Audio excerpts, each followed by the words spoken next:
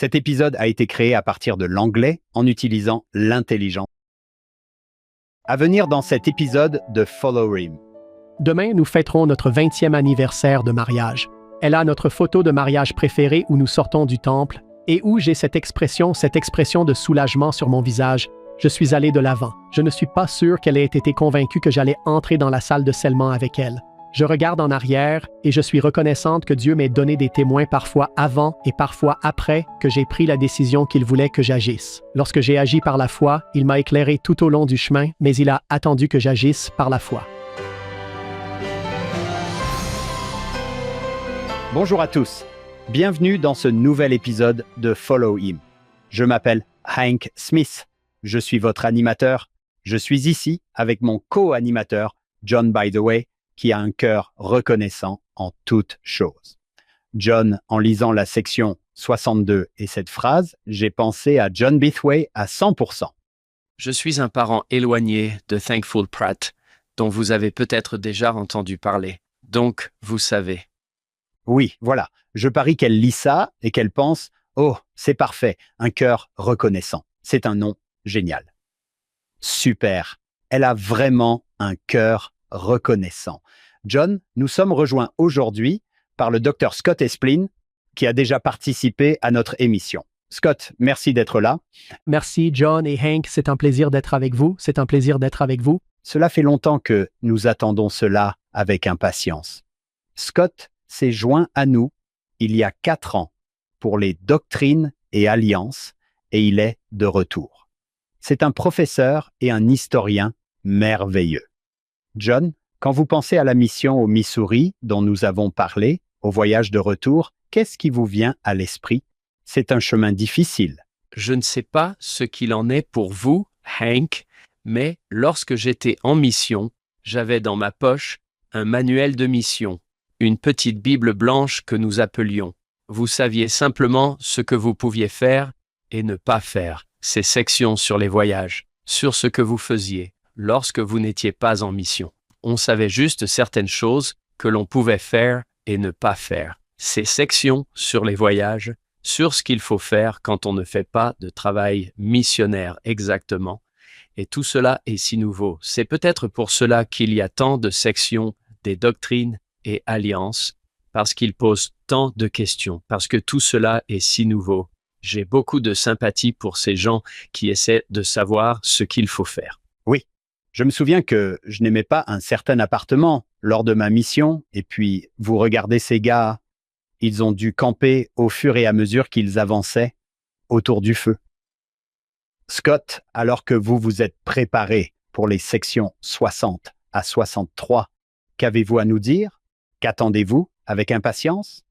Il est évident, comme vous l'avez tous les deux mentionné, que cela fait partie de leur mission à Sion. En revenant un peu en arrière, à la section 52 des Doctrines et Alliances, le Seigneur avait dit aux premiers saints, à Joseph et aux dirigeants de l'Église, qu'ils devaient se réunir au Missouri pour la prochaine conférence de l'Église. Et s'ils étaient fidèles, le pays de leur héritage leur serait connu. Cela fait référence au fait qu'ils essaient de localiser Sion, dont ils ont entendu parler dans des révélations antérieures et dans le livre de Mormon, la Nouvelle Jérusalem qui se trouverait sur ce continent, et ils essaient de savoir où elle se trouve. Ils ont travaillé sur la traduction de la Bible par Joseph Smith, ce qui leur a permis de découvrir le concept de Sion. En parcourant le livre de Moïse, on leur a dit « Allez dans le Missouri et vous apprendrez où se trouve le pays de votre héritage ». Auparavant, certains anciens s'étaient déjà rendus au Missouri. Nous avons déjà parlé dans des épisodes précédents de ce qu'on appelle la mission lamanite.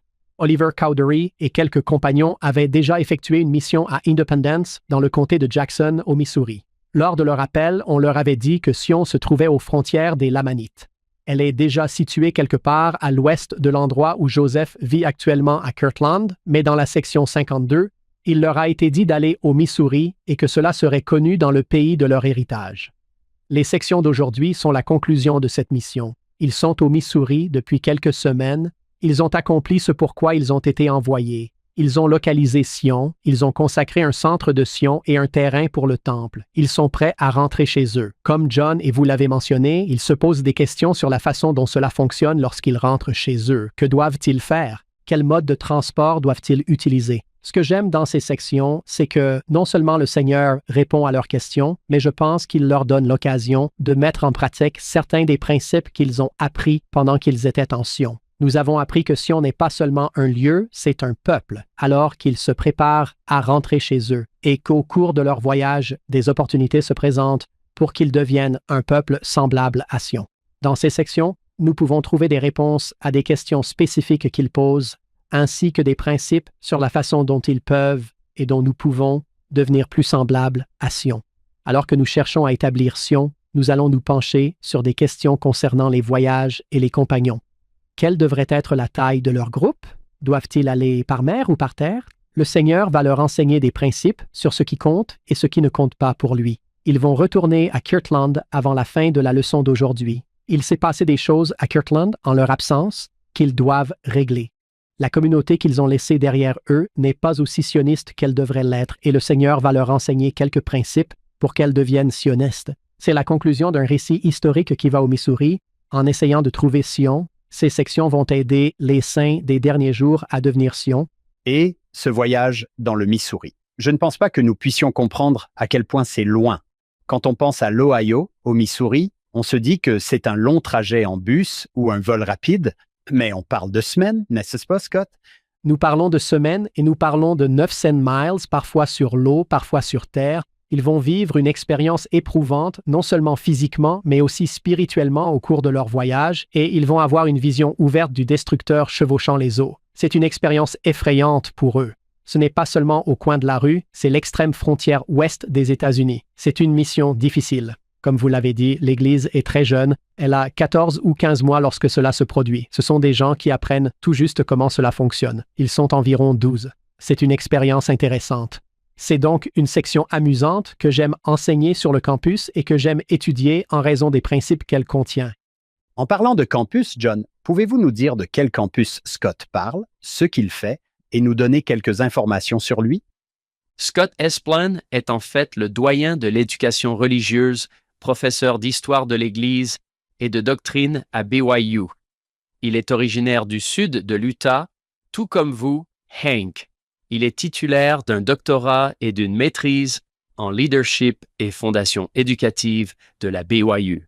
Il a rejoint la faculté d'éducation religieuse en 2006 après avoir enseigné au séminaire et à l'Institut. Ses recherches portent notamment sur les doctrines et alliances. C'est pour cela que nous l'avons.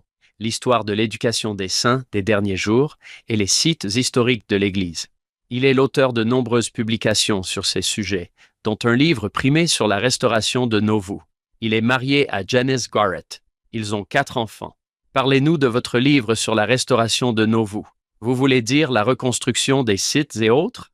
Oui, la reconstruction des sites, l'acquisition du terrain du temple et la reconstruction de Nauvoo telle qu'elle existe actuellement. Il s'agit donc d'une histoire sociale des interactions entre les membres de l'Église de Jésus-Christ des Saints des derniers jours et souvent de la communauté du Christ qui a géré bon nombre de ces sites pendant une longue période. Il y a aussi les habitants de Nauvoo qui ne sont affiliés à aucune des 2 églises et ce qu'ils pensent de la venue de notre Église dans la région, de la restauration des sites, de l'impact du tourisme sur une petite ville du Midwest et de la construction d'un temple. C'était aussi une histoire sociale amusante pour moi de travailler sur ce sujet. J'aime être sur les sites avec les gens et j'ai décidé de comprendre comment nous sommes revenus à Nauvoo. Hank me rappelle souvent combien je suis plus âgé que lui, mais je me souviens d'avoir voyagé une fois à Nauvoo et d'avoir vu 4 pierres blanches marquant le rectangle de la propriété du temple, et c'est tout.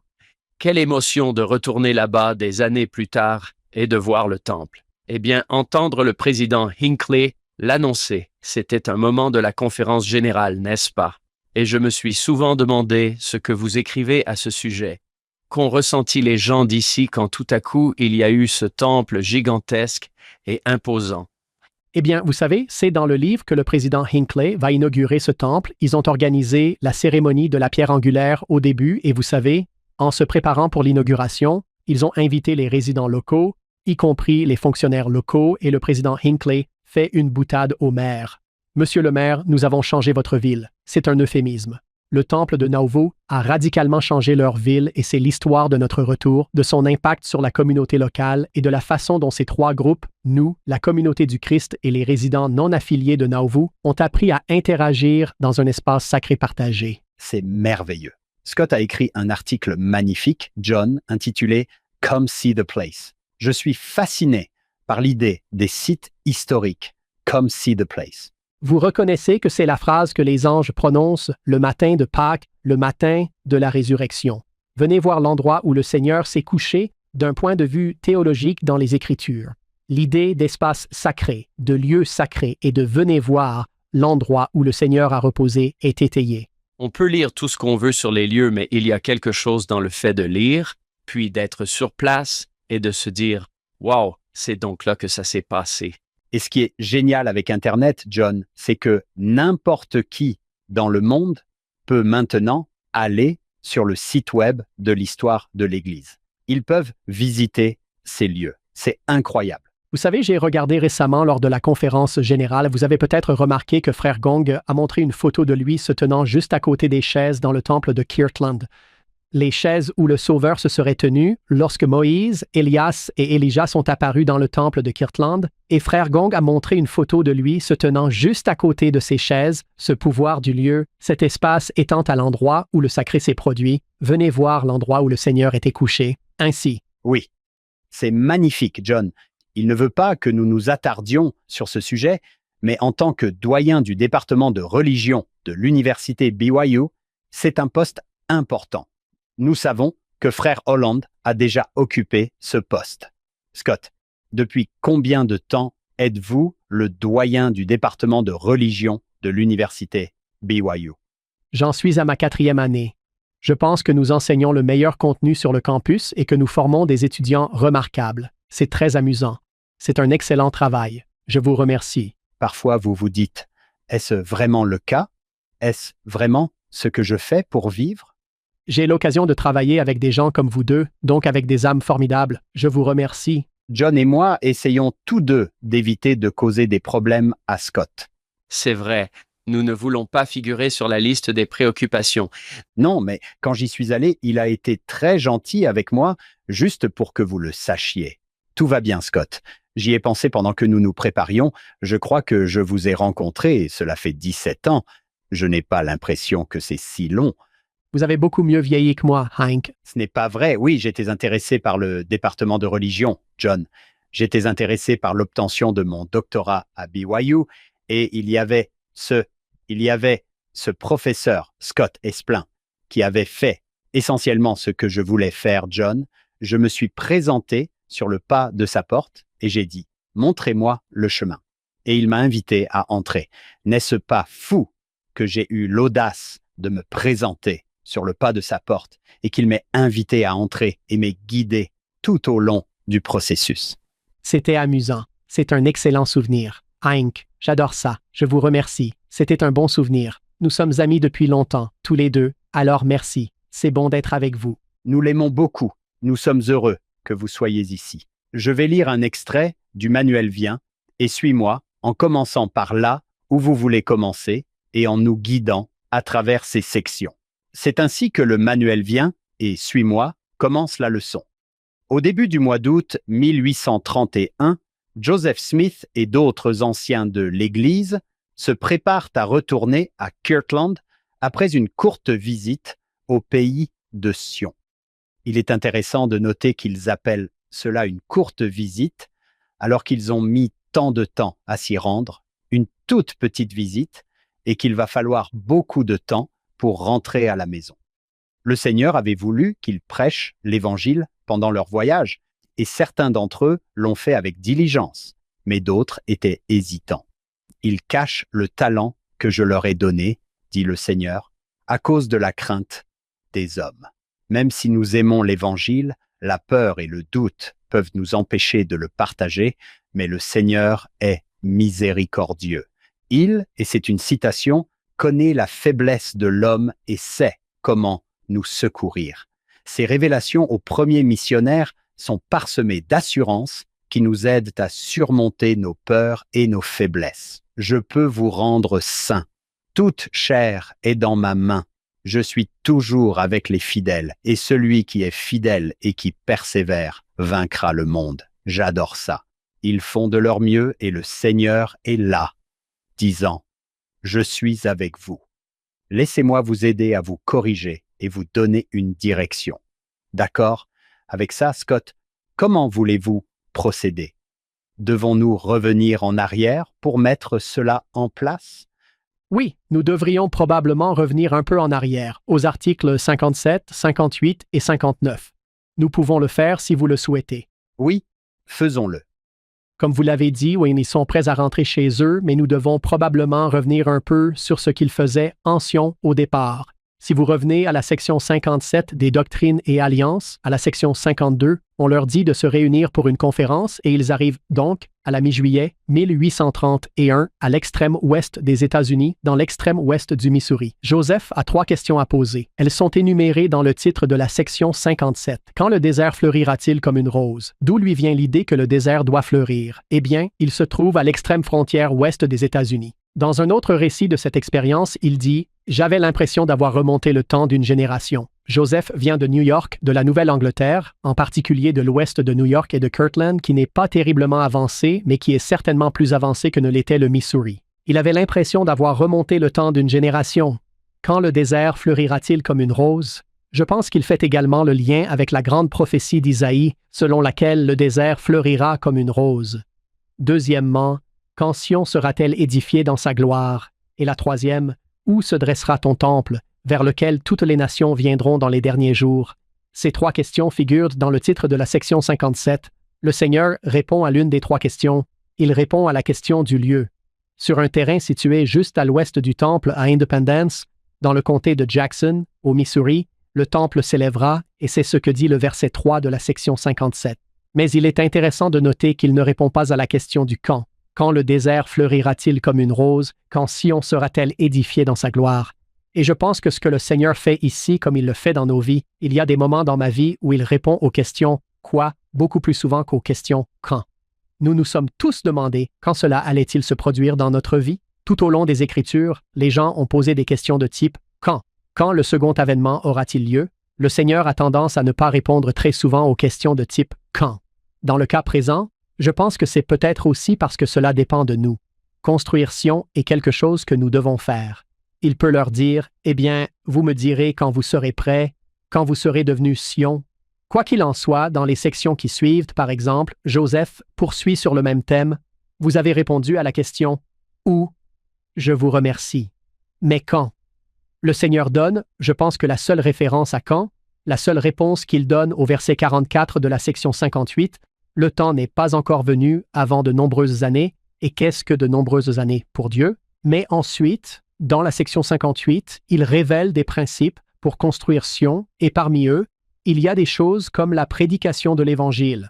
Quelques-uns dont nous allons parler, je l'espère, dans les sections 60 à 63. Il est dit dans la section 58, verset 27, qu'ils doivent s'engager avec anxiété dans une bonne cause et faire beaucoup de choses de leur propre volonté et réaliser beaucoup de justice, car la puissance est en eux, ils sont des agents pour eux-mêmes, dans la mesure où, lorsqu'ils font le bien, ils ne perdent pas leur récompense. C'est donc leur pouvoir qui est mis en avant, c'est la prédication de l'Évangile qui est mise en avant.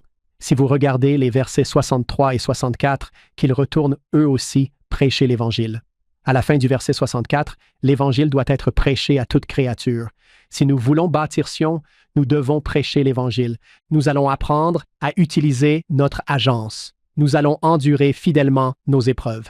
Joseph a demandé quand Sion serait construite et le Seigneur a enseigné comment elle serait construite. Il continue, section 59, le jour du sabbat. Le Seigneur réitère les commandements et explique comment le sabbat en particulier nous aidera à devenir un peuple semblable à Sion, puis Joseph est prêt à rentrer chez lui et nous en sommes maintenant à la section 60. Tout cela fait partie du même voyage. J'aurais dû mentionner qu'il y a environ 2 douzaines d'entre eux qui ont fait ce voyage en compagnie de Joseph. La majorité d'entre eux sont prêts à rentrer chez eux dans la section 57. Il était prévu que quelques-uns d'entre eux s'installent à cet endroit. Ils sont censés rester et devenir des colons, mais tous les autres, nous retournons à Kirtland. Nous allons marcher ou prendre un bateau pour une partie du chemin, mais nous allons parcourir les 900 miles qui nous séparent de nos familles, de nos proches, du siège de l'Église.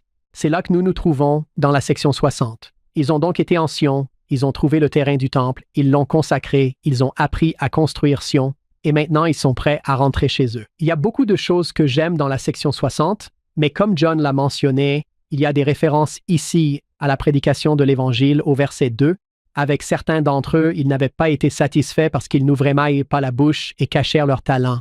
Apparemment, nous n'y reviendrons pas, mais à la section 52, lorsqu'on leur a dit d'aller au Missouri, on leur a dit de prêcher l'Évangile en chemin, et certains d'entre eux n'ont pas dû le faire. Dans leur impatience d'arriver, ils n'ont pas prêché l'Évangile avec autant de sérieux qu'ils l'auraient pu, et le Seigneur les réprimande pour cela. Puis il leur rappelle au verset 13 que sur le chemin du retour, ils ne doivent pas faire ce qu'ils ont fait sur le chemin de l'arrivée. Prêchez l'Évangile mieux que vous ne l'avez fait en venant ici, et ne gaspillez pas votre temps, n'enterrez pas vos talents. Vous avez un message à partager. Prêchez l'Évangile. Je pense qu'il y a là des leçons pour nous. Je pense qu'il y a des moments dans nos vies où nous sommes occupés à faire ce que nous pensons être important et où nous oublions ce qui est vraiment important pour Dieu, en l'occurrence, partager l'Évangile. L'autre chose que j'aime dans la section 60 et dont nous pourrions parler, c'est qu'il y a des références au temps ici. Par exemple, au verset 5, ils sont censés se mettre en route rapidement pour le lieu appelé Saint-Louis, mais au verset 8, ils ne doivent pas le faire à la hâte. Au verset 14, « Encore une fois, tu reviendras promptement proclamer ma parole parmi les assemblées des méchants sans te hâter. » Comment fait-on pour faire quelque chose rapidement, mais sans se hâter? Qu'est-ce que le Seigneur entend par là? Quels sont les moments de ma vie où j'ai besoin d'être plus rapide sans être trop pressé? Et je pense que ce sont des choses auxquelles nous devrions réfléchir ou dont nous pourrions parler dans la section 60. C'est merveilleux. Quel défi ce serait d'être l'un de ces missionnaires et d'ouvrir la bouche. Je suppose qu'ils ont des exemplaires du livre de Mormon avec eux. Vraisemblablement oui, je ne vois pas pourquoi ils ne le feraient pas. Le livre est publié depuis 1 an et demi maintenant. Je suis plutôt orienté vers les tâches et si vous me dites d'aller à tel endroit, je me préoccupe davantage d'arriver à cet endroit que de ce que je vais faire en chemin. Oui, c'est vrai. J'adore ce contexte. J'adore ce contexte. Je suis intéressé par ceci. Ils cachent le talent que je leur ai donné. Je suis professeur de Nouveau Testament à BYU et c'est une référence à Matthieu 25. Je vous ai donné ce talent. Puis il revient et dit, « Qu'en avez-vous fait ?» C'est le serviteur qui dit, « J'ai eu peur. Je savais que tu étais difficile à satisfaire. J'ai caché le talent dans la terre. » Il est intéressant de voir qu'il fait le lien avec le travail missionnaire. Ce n'est pas quelque chose que l'on fait habituellement avec cette parabole. C'est un bon point. Il le fait à nouveau dans la section 62 pour une raison quelconque.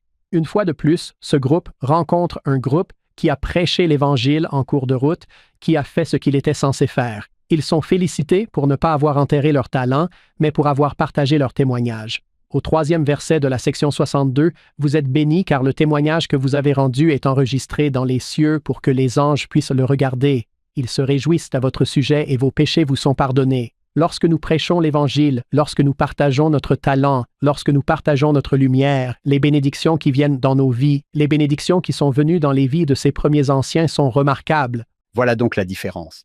Ceux d'entre nous qui sont un peu nerveux à l'idée de partager l'Évangile, le Seigneur leur dit de ne pas le cacher, de le partager.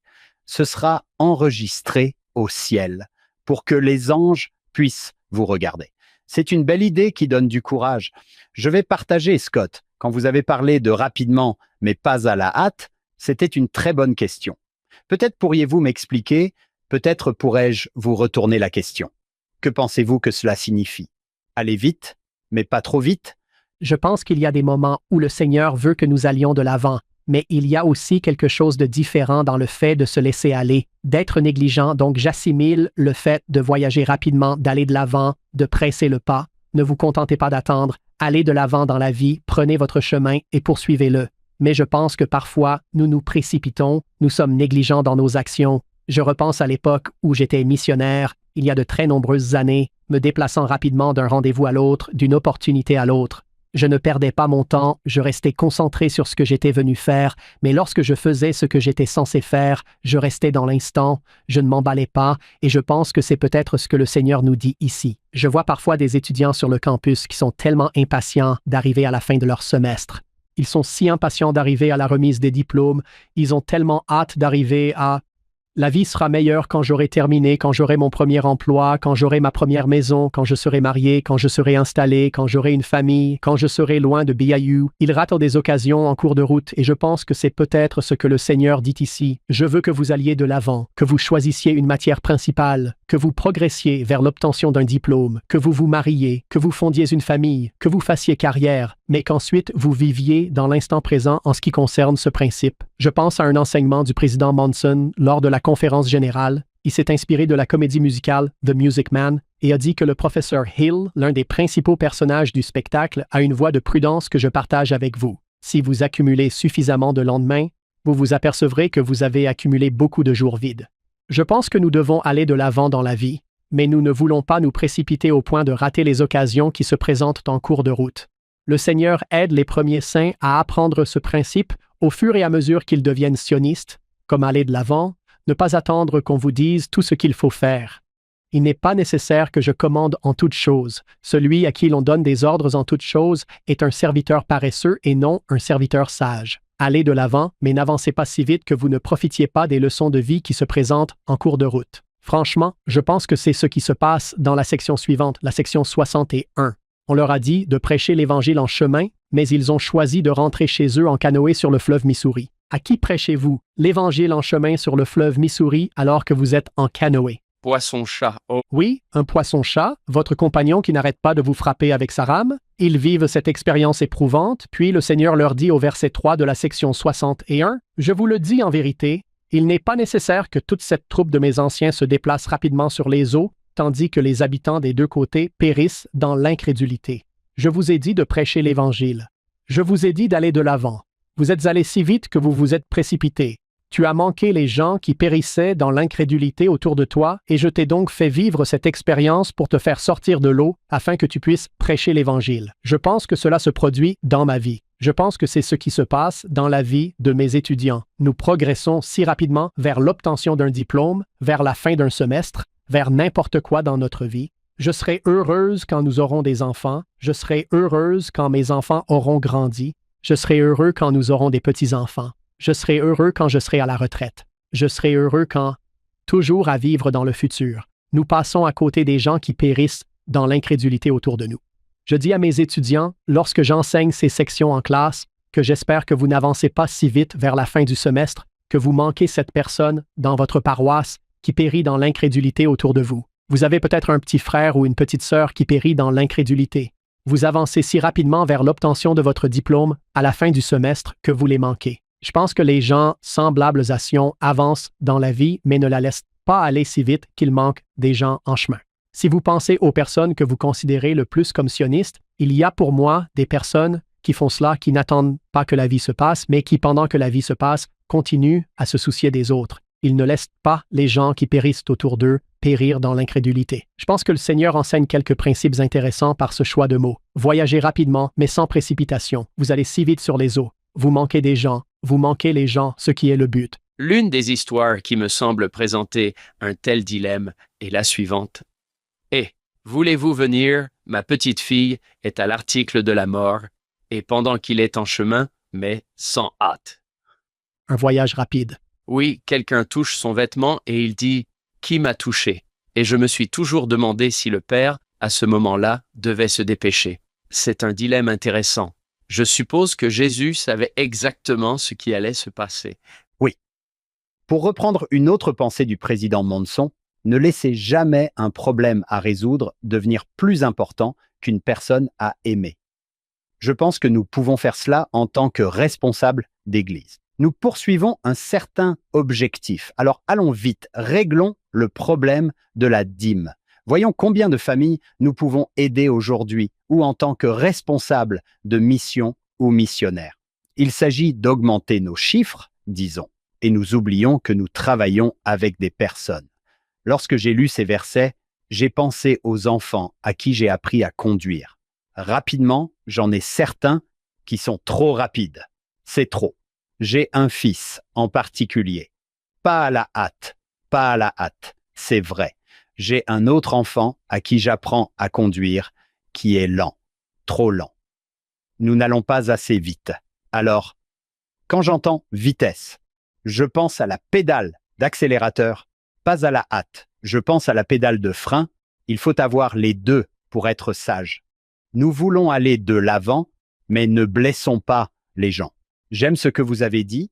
Ne soyez pas si négligents que non seulement vous passez à côté des gens, mais vous passez à côté de problèmes potentiels que vous n'auriez probablement pas rencontrés si vous aviez ralenti un peu. Scott, j'ai remarqué cela dans votre leadership. Ralentissons un peu. Ralentissons et regardons ce que nous faisons. Là où quelqu'un comme moi va, qu'est-ce qu'on attend? Allons-y. Avançons et nous éviterons peut-être des problèmes que nous rencontrerions si nous ne réfléchissions pas avant d'aller de l'avant. Les Écritures contiennent des principes intéressants sur le choix du moment. Pour revenir à notre point de départ, Joseph a posé une question sur le temps. Il a posé une question de temps qui a mis tout cela en place. Quand le désert fleurira-t-il comme une rose? Quand Sion sera-t-elle construite dans sa gloire? Dans sa gloire? Il pose des questions sur le temps. Dieu lui enseigne certaines choses sur le calendrier. Nous avançons, mais nous ne nous précipitons pas. Nous ne laissons pas passer les gens en cours de route. Vous m'avez rappelé un autre verset de la section 10 des Doctrines et Alliances que nous avons déjà étudié dans Come, Follow Me. C'est après la perte des 116 pages du manuscrit de la traduction du Livre de Mormon. Lorsque Joseph récupère ses dons, le Seigneur établit ce principe. Ne cours pas plus vite et ne travaille pas plus que tu n'as la force et les moyens de traduire, mais sois diligent jusqu'à la fin. Il crée cette tension. Ne courez pas plus vite, mais soyez diligent. Cette même tension est mise en place dans la section 60. Voyagez rapidement, mais sans précipitation. Comment trouver cet équilibre entre la vitesse et la précipitation, entre, comme vous l'avez dit, l'accélérateur et la pédale de frein? Où puis-je le trouver? Je pense que la phrase suivante de l'article 10 dit « Priez toujours ». C'est par la prière que nous pouvons trouver cet équilibre. Pour certains d'entre nous, pour votre fils, c'est peut-être plus la pédale de frein. Pour un autre enfant, c'est peut-être plus la pédale d'accélérateur. Chacun de nous sera différent. Peut-être que le Seigneur veut que nous avancions plus rapidement vers l'obtention de notre diplôme. Encore une fois, en utilisant mes étudiants comme exemple, il y a probablement des étudiants sur le campus qui sont là depuis assez longtemps. Ils devraient vraiment se décider pour une matière principale et aller de l'avant. Maman et papa seraient parfaitement heureux dans l'une des 7 majeures que vous avez déjà choisies. Voyagez vite. Il y a d'autres personnes qui vont probablement trop vite et dont la vie pourrait être bénie en prenant un cours qui élargirait leur vision. Dis, « Hey, as-tu déjà pensé à prendre un cours qui ne figure pas déjà sur ta carte? Un cours facultatif qui pourrait t'ouvrir les yeux sur quelque chose que tu n'as jamais vu auparavant. » Ralentissez un peu. Chacune de ces personnes, chacun de ces enfants de Dieu sont différents. Par la prière, nous pouvons déterminer celui que nous devons appliquer dans notre vie. Je pense qu'il y a un principe précieux dans la section 60. Les gens semblables à des sionistes apprennent et vivent dans cette tension de vitesse et de précipitation, et ils appliquent la pédale de frein et la pédale d'accélérateur au moment approprié. Oui, c'est vrai. Quelle belle application. Kirtland est notre objectif. C'est là que nous voulons arriver, mais il ne faut pas aller si vite que l'on rate toutes ces opportunités. Quand vous parliez de « Oh, je serai heureux quand ?»« Oh, je serai heureux quand ?» j'ai pensé à ma propre grand-mère qui m'a dit une fois, quand elle était vraiment fatiguée, elle a dit « Hank, je pense que si j'étais morte et dans le monde des esprits, je serais heureuse et je suis convaincue qu'il y a des gens dans le monde des esprits qui disent « Vous savez, une fois que nous serons tous ressuscités, je pense que je vais être heureuse. » C'est toujours la prochaine chose qui va être la bonne partie. Scott, ne dirais-tu pas que c'est comme ça? Peut-être que les jeunes parents qui nous écoutent n'aiment pas ça. Avec les enfants, si nous ne nous arrêtons pas pour profiter de nos enfants, parfois nous sommes tellement, du moins moi personnellement, c'est « Allez les gars, allez, grandissez, bougez, ce sport, essayez ceci, cette école » et tout d'un coup, le temps est passé. Je ne sais pas si j'ai apprécié le temps que j'ai passé à être. Juste être. Ma femme et moi plaisantons à ce sujet. Nous disons qu'un jour cela nous manquera, mais que ce n'est pas le cas aujourd'hui. Lorsque quelque chose arrive à nos enfants, nous dirons que ce n'est pas aujourd'hui, mais il y aura un jour où je regarderai en arrière et dirai « Ah mec, je donnerais n'importe quoi pour ne pas avoir été si hâtif. J'étais si anxieux que je voulais arriver ici. Je voulais arriver là-bas et je regarderai en arrière et je me demanderai un jour si nous aurons manqué cela. » C'est une telle sagesse. Je pense à mes propres étudiants qui cherchent à se marier et qui trouvent quelqu'un avec qui ils veulent se marier et cette personne veut les épouser. Et parfois c'est « Waouh, nous allons vite ». C'est bien de ralentir un peu et puis d'autres fois, on se demande si on va se marier. Allez-vous aller de l'avant? Allez-vous sortir avec quelqu'un?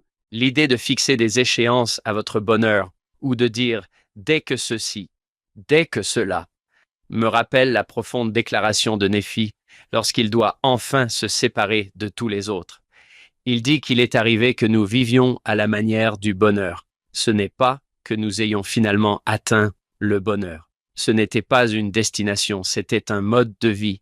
Et la découverte de cette tension, comme vous l'avez dit, cette manière d'être heureux, c'est peut-être la rapidité et non la précipitation. Oui, j'aime beaucoup cela.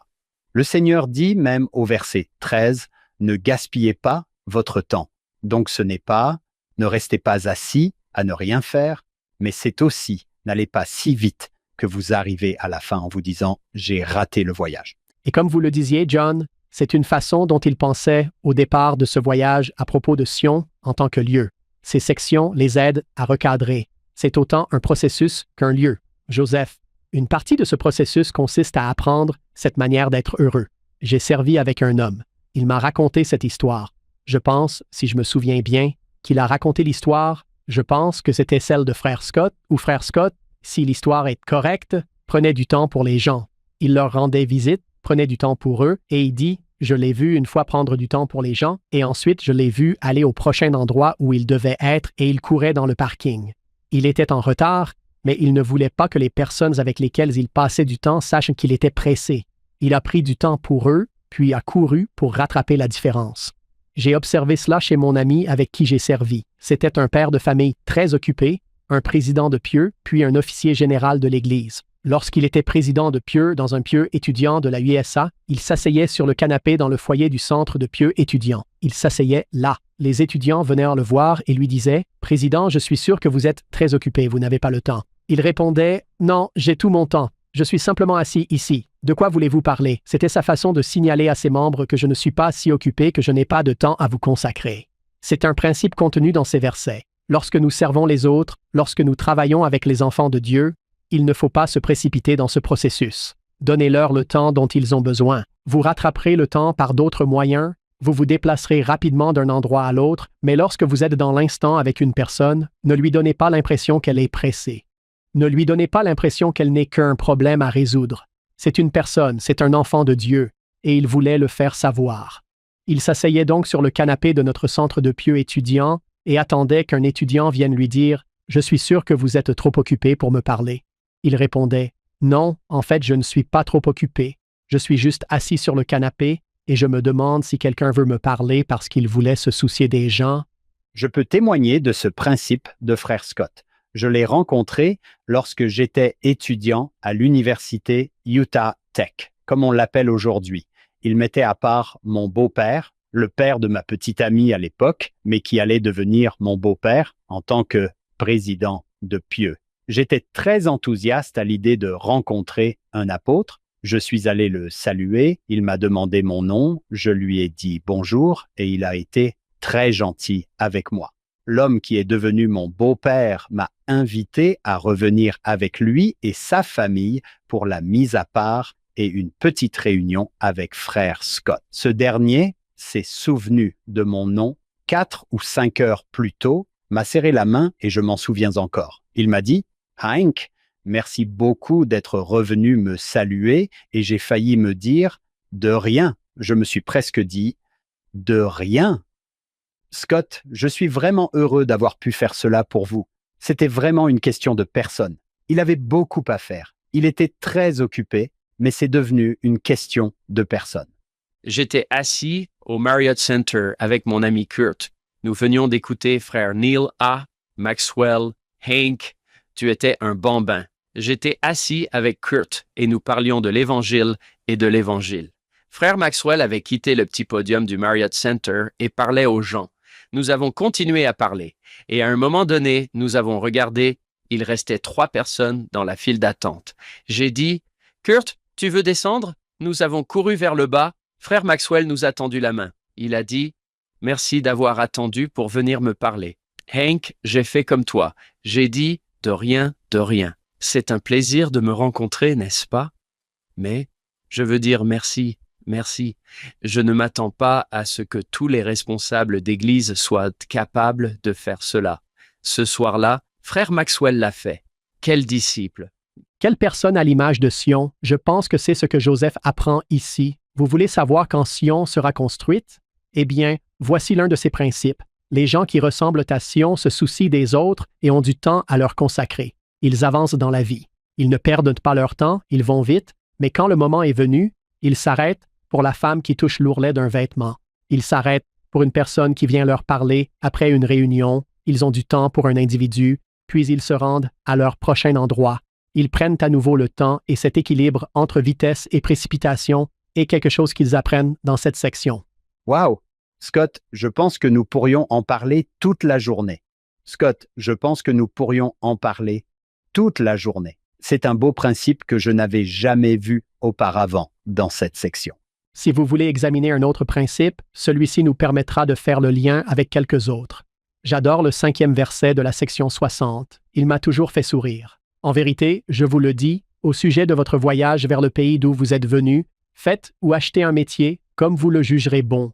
Peu m'importe, quelqu'un a dû poser la question, devons-nous acheter un bateau ou en fabriquer un? Plus tôt, dans les doctrines et alliances, le Seigneur a utilisé l'expression « cela ne m'importe pas », mais ce n'est pas une question qu'ils ont posée. Dans ce cas, c'était dans le sacrement. Ce que vous mangez ou ce que vous buvez n'a pas d'importance. C'est la section 27 des doctrines et alliances, mais ce n'est pas quelque chose qu'ils ont demandé. C'est quelque chose que Dieu a choisi d'enseigner ici. Ils ont posé une question et, pour autant que je sache, pour la première fois dans les doctrines et alliances, le Seigneur ne répond pas directement à leur question. Cela n'a pas d'importance pour moi. Qu'est-ce que vous voulez dire par « ça n'a pas d'importance pour vous » ? Puis vous passez à la section 61, dont nous parlerons dans une minute. Dans la section 61, ils vivent une expérience déchirante sur les eaux. Leur bateau a failli chavirer. Ils ont failli se noyer. Le Seigneur leur enseigne les dangers des eaux et les met en garde contre les eaux. Puis, au verset 22, il utilise à nouveau cette expression « peu m'importe, après un peu de temps, s'ils remplissent leur mission, qu'ils aillent par mer ou par terre. » Qu'est-ce que tu veux dire par « ça n'a pas d'importance pour toi » ? Nous avons failli nous noyer, et dans 2 sections consécutives, il a utilisé une phrase qu'il n'utilise jamais dans les doctrines et alliances, puis il le fait à nouveau à la section 62. C'est peut-être celle qui me fait le plus sourire. Vous y avez déjà fait référence aux versets 5 et 7. Tout d'abord, au verset 5, vous pouvez revenir à l'enregistrement de l'ours, même en entier ou 2 par 2, comme vous le jugerez bon. Il ne m'importe pas de faire 3 sections consécutives. Peu m'importe que vous fabriquiez un bateau ou que vous achetiez un bateau, peu m'importe que vous alliez sur l'eau ou sur terre, peu m'importe que vous alliez en grand groupe ou 2 par 2, peu m'importe. Au verset 7, il ajoute même cette idée. Je me moque que vous vouliez monter sur des chevaux, des mulets ou des chars. Je me suis toujours interrogé sur cette phrase. Où vont-ils trouver un char au milieu du Missouri? Au musée égyptien. Que font-ils exactement là-bas? Mais cette phrase n'apparaît pas dans les doctrines et alliances avant qu'ils n'aillent à Sion. À Sion, on leur a dit « Je n'ai pas besoin de commander en toutes choses. Celui qui est contraint de faire de même en toutes choses est un serviteur paresseux et non un serviteur sage. Le pouvoir est en vous, vous êtes des agents pour vous-même. » Lorsqu'ils posent des questions, le Seigneur leur répond différemment.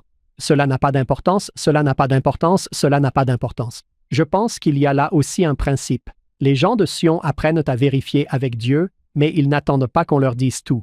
Ils sont des agents, ils agissent. Frère Bednar et d'autres ont enseigné que le pouvoir est en nous, que nous sommes nos propres agents, que nous avons le pouvoir d'agir. Joseph apprend que les gens de Sion prennent du temps pour les autres. Les gens de Sion ne reçoivent pas d'ordre en toutes choses. Ils prennent des décisions. Il y a des choses pour lesquelles Dieu peut dire que cela n'a pas d'importance, qu'il suffit d'aller de l'avant. Le choix d'une discipline n'a pas d'importance, il suffit d'en choisir une. Le choix de l'école n'a pas d'importance, il suffit d'en choisir une. Il n'y a pas d'importance entre ce travail et l'autre. Il suffit d'en choisir un. Il y a des moments dans nos vies où ce n'est pas important pour moi, et c'est ainsi que nous devenons sionistes. C'est presque comme s'il disait « Vous souvenez-vous de ce que j'ai dit? J'ai dit « Faites beaucoup de choses de votre propre volonté. Merci d'avoir vérifié. Avancez. » Je voudrais faire attention. Je pense qu'il y a des choses qui peuvent avoir beaucoup d'importance pour nous quand Dieu dit que cela n'a pas d'importance pour moi. Cela ne veut pas dire que cela ne devrait pas avoir d'importance pour nous.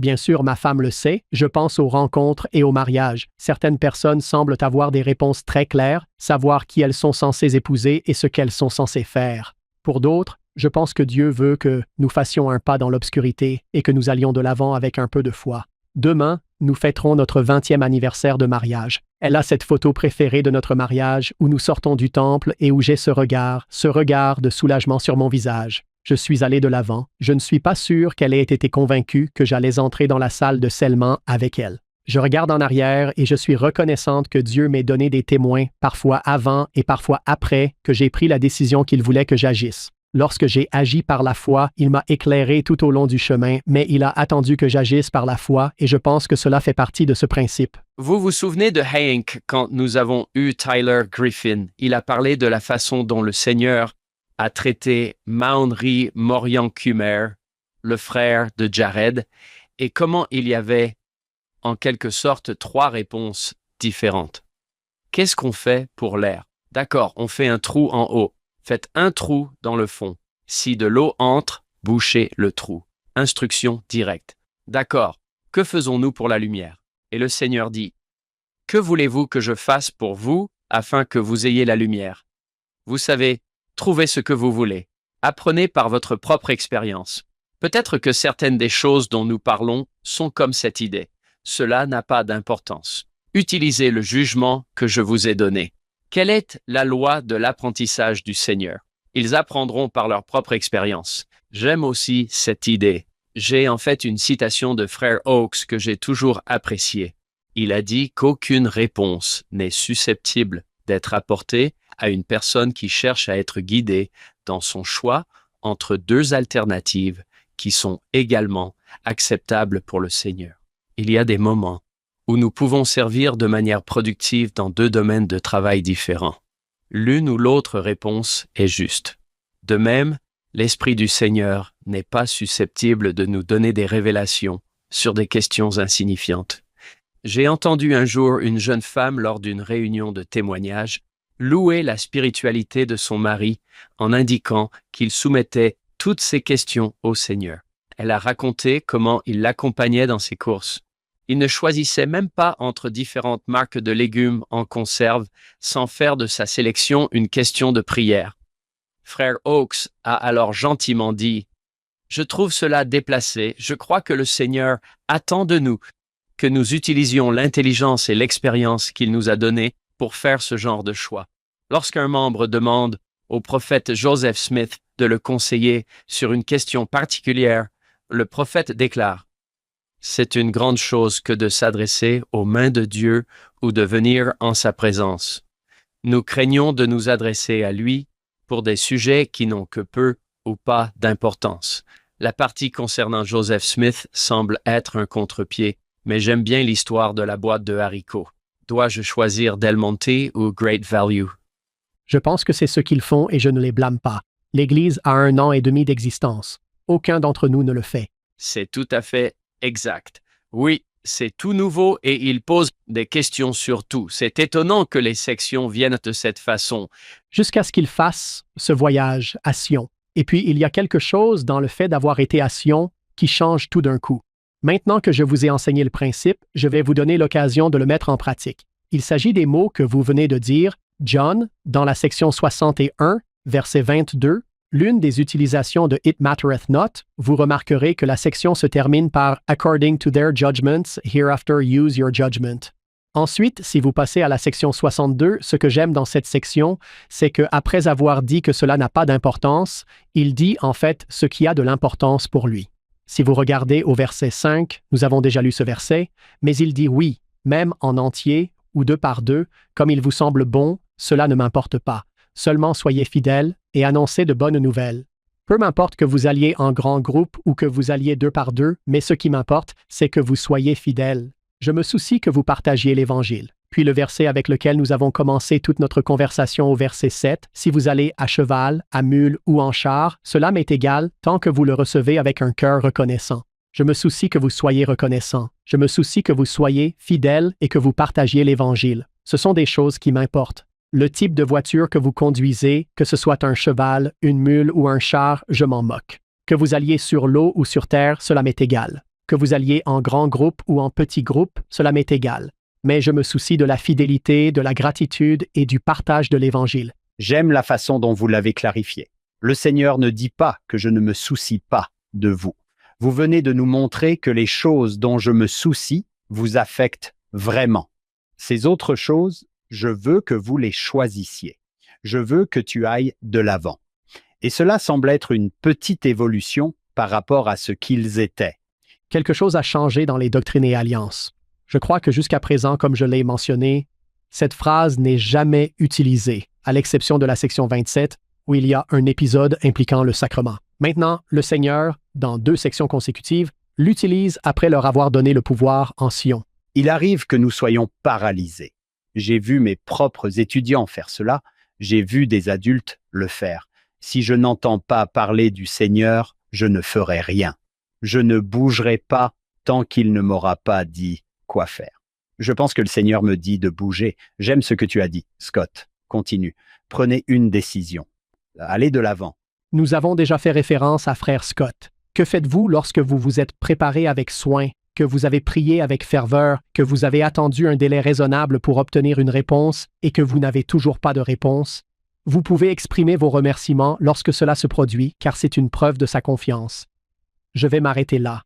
Je n'en suis jamais arrivé au point où je suis reconnaissant de ne pas avoir de réponse, mais c'est ce que fait Frère Scott. J'adore cela. Puis il poursuit.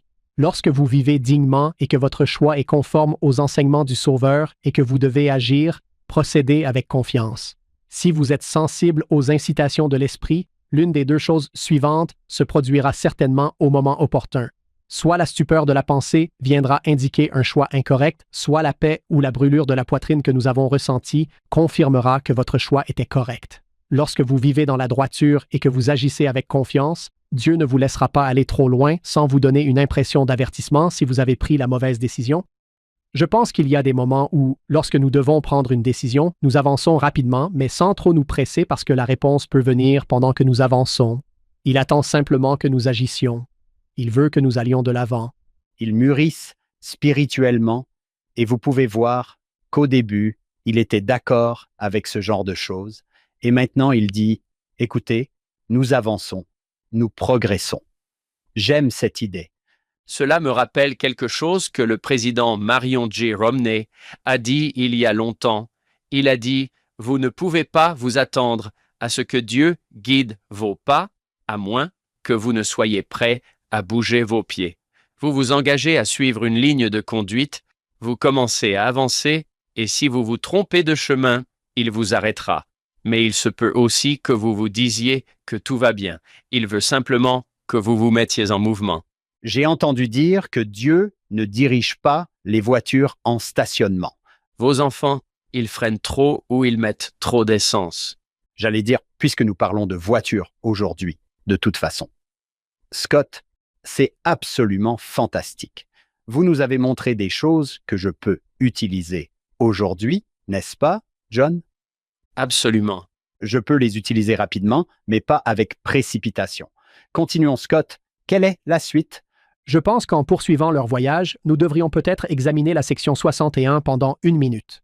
Dans la section 61, ils continuent à descendre la rivière Missouri. Ils arrivent à un endroit appelé McIlwain's Bend, quelques jours après le début de leur voyage. Dans l'entête de la section, il est dit que le 3e jour de leur voyage, ils ont connu de nombreux dangers. Joseph manque de se noyer, leur canoë heurte un arbre submergé dans l'eau. Ils sont terrifiés. Ils vivent une expérience qui met leur vie en danger sur les eaux. Puis, William W. Phelps, comme le dit le titre de la section, dans une vision de jour, a vu le destructeur chevauchant et puissant sur la surface de l'eau. C'est donc une expérience éprouvante, tant physiquement que spirituellement, pour ces anciens. Ils quittent les eaux et veulent savoir ce qui se passe. Cette section est donnée, comme je l'ai enseigné dans Doctrine et Alliance au cours des années. Elle a tendance à être l'une des sections les plus mal comprises du texte. Je pense qu'il y a beaucoup de mythes qui naissent potentiellement de cette section.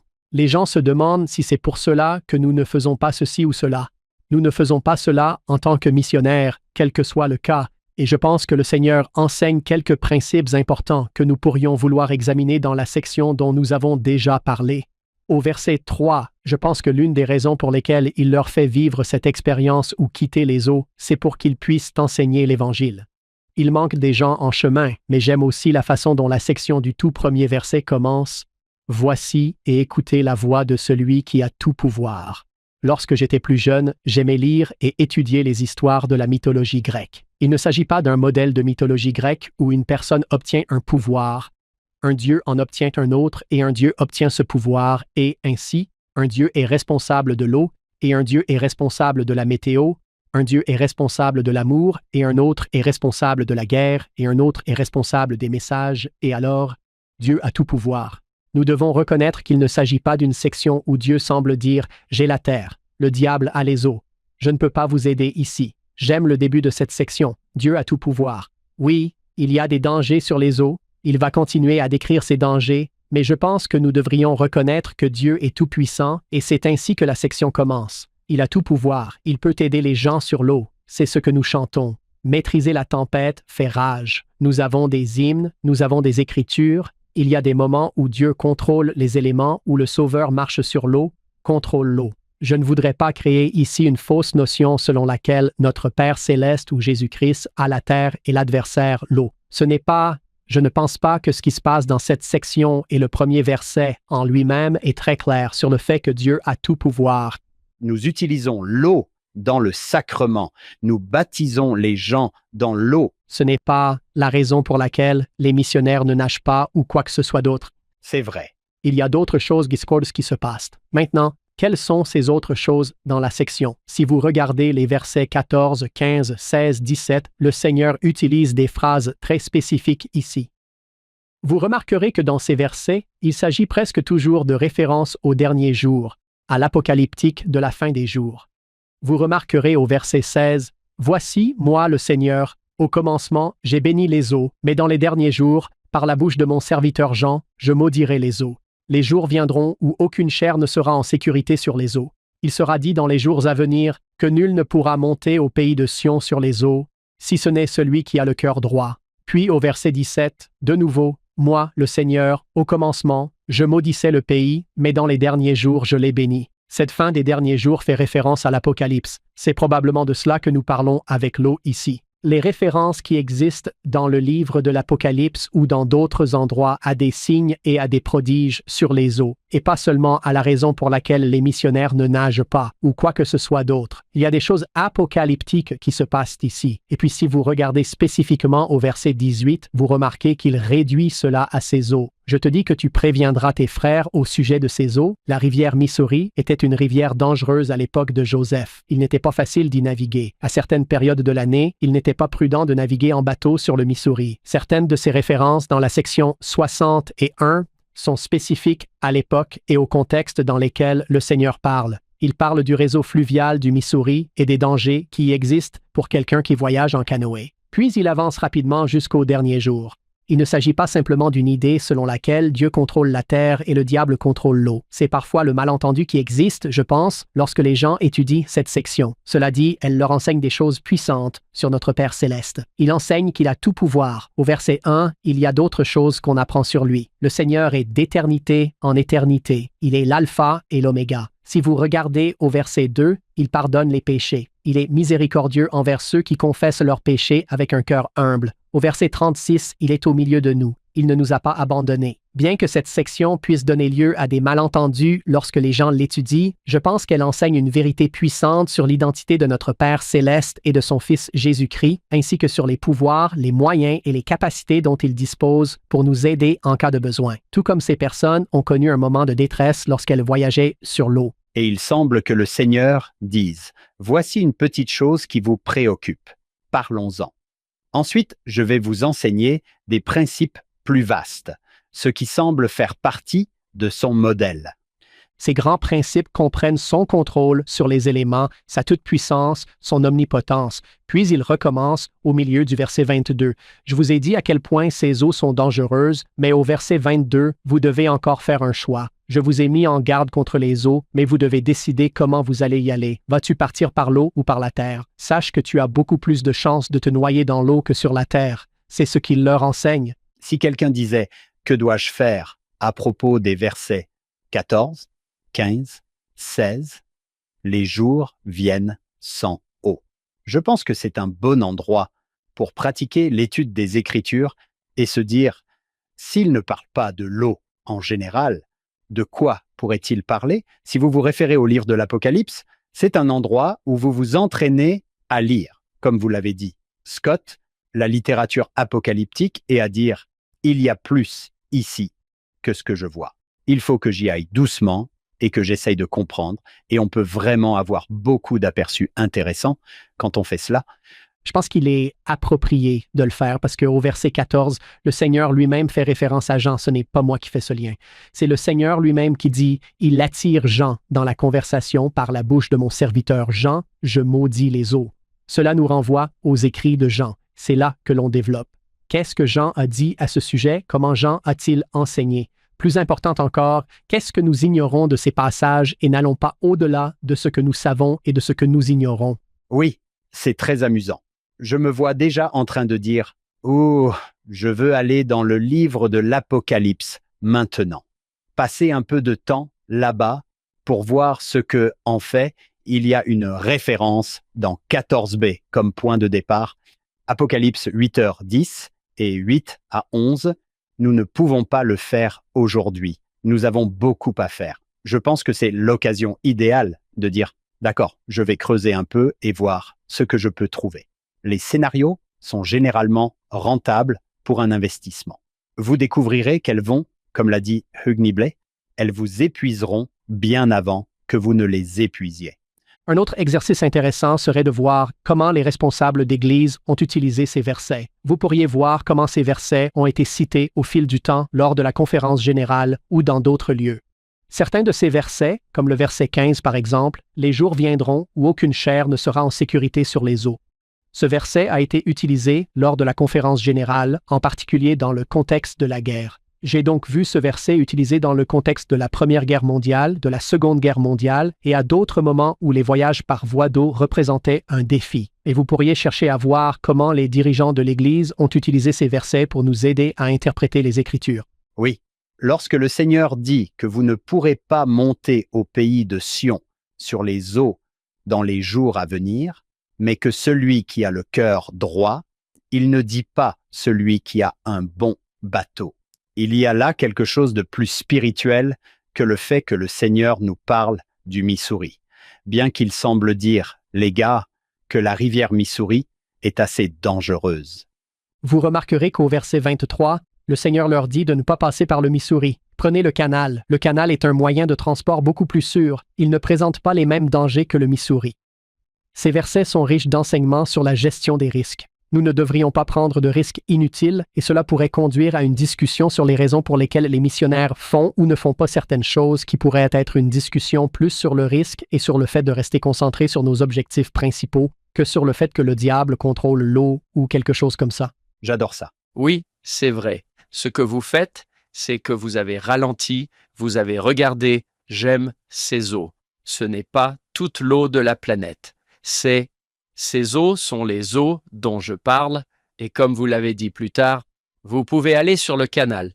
C'est de l'eau. Oui, mais nous parlons d'un endroit différent maintenant que ces fleuves comme le Mississippi, vous y êtes allés. Les rivières ne sont plus exactement les mêmes qu'à l'époque. Ils n'ont pas les montées et les descentes, comme la marée et les différentes périodes de l'année, et tout le reste comme avant, et peut-être qu'ils sont plus sûrs maintenant. Je n'en suis pas sûr, mais j'apprécie cela.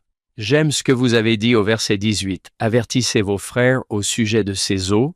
Votre contexte est vraiment utile. Joseph Smith a failli se noyer. Eh bien, je pense que vous pouvez le voir. Je ne l'ai pas souligné, mais c'est en fait plutôt dans la section. Regardez au verset 5. C'est encore là. Moi, le Seigneur, j'ai décrété dans ma colère de nombreuses destructions sur les eaux. Oui, surtout sur ces eaux. C'est spécifique à la géographie. Nous ne pensons même pas ou ne parlons pas de voyager sur ces eaux. J'ai vu des utilisations prophétiques de ces versets faisant référence à des inondations dans cette région. Ces eaux débordent de leurs limites et les dégâts catastrophiques qui en résultent. Les pertes économiques et les pertes en vies humaines causées par les inondations. Et ce ne sont pas des gens qui voyagent sur les eaux. Il s'agit de très grands systèmes hydrographiques qui sont susceptibles de présenter des dangers. Nous oublions parfois, nous qui vivons dans l'Ouest, que certains des plus grands fleuves que nous voyons n'ont rien à voir avec le Missouri, rien à voir avec le Mississippi. Ces eaux sont sujettes aux inondations et aux dégâts. Certains ont pu être contrôlés récemment grâce à des mesures d'atténuation des inondations et d'autres mesures, mais même dans ce cas, chaque année, il y aura des inondations le long des cours d'eau du Mississippi et du Missouri. Pourquoi pensez-vous que les missionnaires sont conseillés à ce sujet? Vous savez, même dans le domaine du basketball, certaines missions n'ont pas encouragé le basketball sur tout le terrain. Oui, tant de chevilles foulées. Vous pensez à d'autres choses, pas seulement au basketball. Les missionnaires ne tirent généralement pas d'armes à feu. Ils ne font pas de ski de neige. Ils ne montent pas à cheval. Oui, Cela les met en danger inutilement et les éloigne de leur objectif principal. c'est tout à fait exact. C'est tout à fait ça. C'est un peu le principe. Comme nous l'avons mentionné, il y a toutes sortes d'endroits où les gens doivent se rendre en bateau. Il y a des missions où, historiquement, il faut se rendre d'une île à l'autre ou d'un endroit à l'autre et où l'on se trouve sur l'eau. C'est là que je pense que la logique s'effondre. Si vous supposez que le Seigneur ne peut pas vous aider sur l'eau, comment la section a-t-elle commencé? Le Seigneur a commencé par Dieu à tout pouvoir. J'aime beaucoup les sections, comme celle-ci, où il faut prendre le temps de lire lentement. Scott, c'est ce que vous avez fait en tant qu'enseignant sûr, et cela porte ses fruits. Si nos auditeurs disent « Ok, je veux vraiment comprendre ceci. J'ai fait cela, John, je sais que vous l'avez fait avec Néphi 2, j'ai dû ralentir la lecture, ligne par ligne, en essayant de suivre l'enseignement de Léhi. Je pense que vous pouvez faire la même chose ici. J'espère que tout le monde fera un essai et s'efforcera de se dépasser un peu. Ce n'est pas parce que vous ne comprenez pas ce que cela signifie la première fois qu'il n'y a pas de beauté là-dedans. J'ai aussi appris à être à l'aise avec le fait de dire parfois que je ne sais pas. Il y a des versets dans cette section où je ne sais toujours pas et je peux vivre avec l'ambiguïté. Je refuse de laisser les choses que je ne sais pas prendre en otage, les choses que je sais. Je sais que Dieu a tout pouvoir. Je sais qu'il peut aider ses enfants en cas de besoin et qu'il le fait. Est-ce que je connais toutes les réponses à cette section? Non, je ne connais pas toutes les réponses et c'est vrai pour beaucoup d'endroits dans les Écritures, mais je peux trouver des vérités ici. Scott, vous avez dit que le point principal ne semble pas être de parler de l'eau. Il semble que ce qui est important pour le Seigneur, c'est que vous enseigniez l'Évangile. En 61e, les gens périssent dans l'incrédulité de part et d'autre. Vous allez si vite sur l'eau. On en revient au principe de savoir à qui on prêche l'Évangile quand on est dans un canoë sur la rivière Missouri. Il n'y a qu'un nombre limité de personnes à qui on peut prêcher. J'aime beaucoup ce que vous dites, il y a ce verset et ce verset, mais n'oubliez pas le point principal de toute la section, à savoir que vous passez à côté de personnes que vous pourriez enseigner. À la section 62, Joseph rencontre son frère et 3 autres personnes qui ont fait exactement la même chose, qui se sont arrêtés pour enseigner aux gens, et ils sont bénis pour cela. Ils ont fait ce qu'ils étaient censés faire, et ils ont été bénis pour cela. Au verset 2, mes yeux se portent sur ceux qui ne sont pas encore montés au pays de Sion. Ils ont manqué la conférence parce qu'ils se sont arrêtés pour enseigner les gens en chemin. Ils ont été bénis pour cela. C'est ça le voyage. Section 60. Devons-nous fabriquer un bateau ou en acheter un? L'article 61. Devons-nous aller sur l'eau ou sur terre? Article 62. Devons-nous partir en grand groupe ou en petit groupe? Ce sont des questions qui semblent insignifiantes, mais le Seigneur prend le temps d'enseigner des principes puissants qui peuvent s'appliquer à nos vies. Le manuel fait quelque chose de merveilleux en parlant du partage de l'Évangile. Je peux partager mon amour et mon témoignage de Jésus-Christ, et le manuel prend les sections 60 et 62 et dit « Quel message du Seigneur y trouvez-vous? Comment ces messages ont-ils renforcé votre confiance dans le partage de l'Évangile? » Puis il vous emmène à une section de la bibliothèque de l'Évangile. Je ne sais pas si l'un d'entre vous a déjà passé du temps ici. Je l'ai fait avec un fils qui se préparait à une mission. Vous pouvez aller dans la bibliothèque de l'Évangile et vers le bas, il y a un onglet intitulé « Partage de l'Évangile ». Il y a toutes sortes de ressources, y compris « Prêcher mon Évangile », qui disent « Aidons-nous à partager l'Évangile ». Vous voulez le faire? Vous ne savez peut-être pas comment faire. Nous allons vous donner quelques conseils. C'était leur défi ici. Partager l'Évangile. J'aimerais le dire de la même manière que les Écritures, parce que je pense que c'est beau. Partager l'Évangile, d'ailleurs. J'aime bien la façon dont ils l'ont formulé. Comment faites-vous? Exactement. Quel mot dites-vous? Je suis reconnaissant que cela vous soit donné au moment même où vous en avez besoin. Je me souviens d'une fois où j'étais aux Philippines et où nous avons remarqué qu'il y avait un court de tennis dans notre ville. Le jour de la préparation, Elder Lewis et moi sommes allés acheter des balles de tennis et une petite dame s'est approchée de nous avec beaucoup d'audace et nous a dit « Qui êtes-vous? Pourquoi êtes-vous ici ?» Et j'ai répondu « Pourquoi êtes-vous ici ?» C'est notre ligne. C'est notre ligne. Cela n'arrive pas toujours, mais j'étais ravi parce que nous avons fini par enseigner. Elle s'appelait Lourdes. Et Lourdes a fini par rejoindre l'église et partir en mission. Elle s'est approchée de nous. J'aurais aimé qu'elle n'ait pas à faire ça. J'aurais aimé lui dire « Hé, tu sais pourquoi je porte cette cravate au milieu de cette chaleur tropicale? » Mais je n'y ai pas pensé. Merci d'avoir mentionné ces ressources, Hank. Cela m'a aussi été rappelé lorsque Scott a parlé de ce qui a été dit à la conférence générale. Alors qu'est-ce que je vais dire, Hank? Comment s'appelle cette référence? Scripture.byu.edu. Cliquez sur ces versets et vous verrez que quelqu'un travaille sur la dernière conférence générale pour la mettre à jour tous les 6 mois. C'est un excellent outil d'étude des Écritures pour nous éclairer. Comme nous l'a rappelé frère Uchtdorf, partager l'Évangile peut être une chose tout à fait normale et naturelle. Cela fera partie de vos conversations. En fait, juste avant d'enregistrer, j'ai raconté ceci à John et Scott. J'ai reçu un visiteur à BYU. Je donnais mon cours et une étudiante avait amené une amie qui était une chrétienne évangélique. Elle voulait me parler après le cours et avait préparé des questions assez pointues. La discussion s'est avérée très intéressante. J'ai appris 2 ou 3 choses en cours de route que je pourrais peut-être partager. Premièrement, ce n'est pas en faisant des allers-retours entre les références bibliques que l'on partage l'Évangile. Elle voulait que je réponde à ce verset, puis à ce verset, puis à ce verset. Nous avions l'habitude d'appeler cela du Bible bashing. Ce n'est tout simplement pas une façon de partager l'Évangile. Les choses ont commencé à bien se passer quand je l'ai interrogé sur sa foi. Je lui ai dit « Parle-moi de ta foi.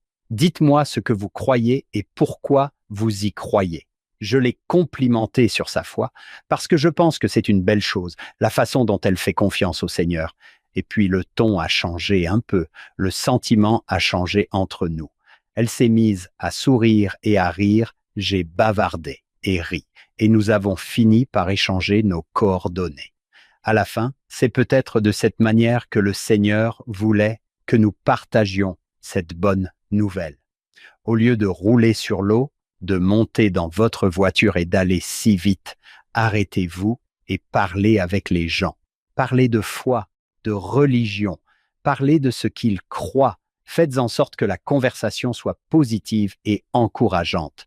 Ce que le Seigneur a dit dans cette section est correct. Je pense qu'il y a des gens qui périssent dans l'incrédulité autour de nous. Il y a des gens tout autour de nous chaque jour, des occasions que nous avons de partager l'Évangile, si nous le voulons, de manière normale et naturelle.